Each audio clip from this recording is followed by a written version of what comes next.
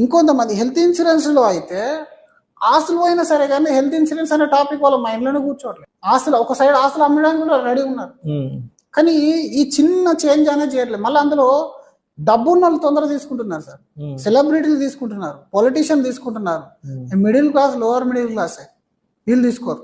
వీళ్ళు లోన్లు తీసుకొని అసెట్స్ అయినా కొంటారు. కానీ హెల్త్ ఇన్సూరెన్స్ లైఫ్ ఇన్సూరెన్స్ విషయానికి వచ్చేసరికి ఇదేదో నా ఆస్తి అంతా పోతుంది అనే విషయంలో ఉన్నారు. ఒకప్పుడు ఇన్సూరెన్స్ సేల్స్ వేరు, ఒకప్పుడు కావాలని కొన్ని పాలసీలు అమ్మేవారు. కానీ ఇప్పుడు మారినాయి. సమాజంలో ఇప్పుడు కొన్ని పాలసీలు మారిపోయినాయి. టర్మ్ ఇన్సూరెన్స్ అంటే కొత్తగా వచ్చింది. హెల్త్ ఇన్సూరెన్స్ లో కవరేజ్ ₹1,00,00,000 దాకా దొరుకుతుంది. అన్ని కలిపి కూడా మీ సంవత్సర ఆదాయంలో 10% కూడా ఖర్చు కాదు. మీరు ఆ 10% కనుక ఇన్సూరెన్స్ కంపెనీకి ఇస్తే మీ 90% వెల్త్ అనేది ప్రొటెక్టెడ్ ఉంటుంది. ఆ 10% కూడా అక్కడిక్కడ తగలేయకండి. మంచి ప్రాపర్ ఇన్స్టిట్యూట్ దగ్గర, మంచి అడ్వైజర్ దగ్గర, తెలిసిన వాళ్ళ దగ్గర తీసుకోండి. ఏ